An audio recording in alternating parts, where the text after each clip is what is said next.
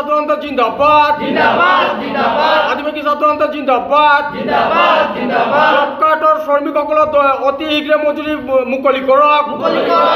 job কাৰ্ডৰ শ্ৰমিকসকলৰ মজুৰি অতি শীঘ্ৰে মুকলি কৰক বিজেপি চৰকাৰ গো বেক বিজেপি চৰকাৰ গো বেক सबका साथ सबका विकास কোৱা চৰকাৰখনে যে চৰকাৰখনে যে কাম নাই আমি বুজিবলৈ পাইছো কাৰণ सबका साथ सबका विकास কৈছিলে কিন্তু আপোনালোকে নিশ্চয় জানে যে আজি বিভিন্ন ধৰণে মানে ভোট কিনাৰ আঁচনি মানে ঘোষণা কৰে বা মানুহক ঠগাৰ আঁচনি বা ভোট যেনেধৰণে ক্ৰয় কৰিব পাৰে ঠিক তেনেধৰণে আঁচনিবোৰ আজি এই চৰকাৰখনে ৰূপায়ণ কৰিছে আপোনালোকে নিশ্চয় দেখিবলৈ পাইছে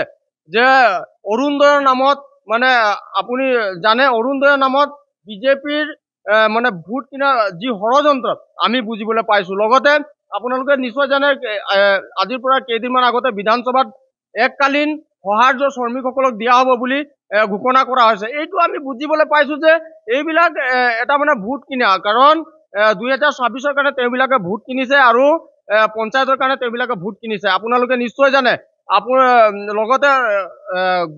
গোট বিলাককো কৈছে যে 10,000 টকা দিয়া হ'ব কিন্তু মই প্ৰশ্ন কৰিব বিচাৰিছো চৰকাৰখনক মই প্ৰশ্ন সুধিব বিচাৰিছো যে জব কাৰ্ডৰ শ্ৰমিকসকলে আজি 3 মাহ ধৰি কাম কৰাৰ পাছতো যে নিজৰ প্ৰাপ্য পোৱা নাই এয়া এক দুখৰ বিষয় কাৰণ আপোনালোকে নিশ্চয় জানে আমাৰ বিহু